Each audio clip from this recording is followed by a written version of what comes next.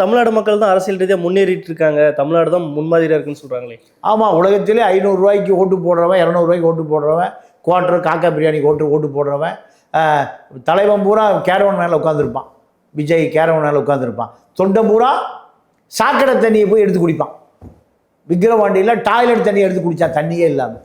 இங்கே 50,000 பேருக்கு பந்தலே இல்லை. அவன் நடிகரை பார்க்கணும், அந்த சதை கவர்ச்சி.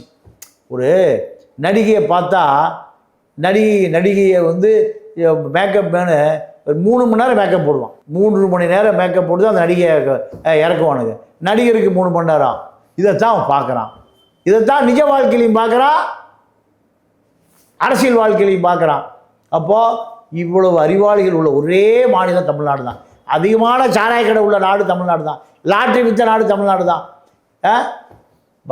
பம்பாய் ரெட் லைட் ஏரியாவில் அதிகமான எய்ட்ஸ் வாய்த்த 5 ரூபா 10 ரூபா விபச்சார பெண்கள் உள்ள ஒரே நாடு தமிழ்நாடு தான்.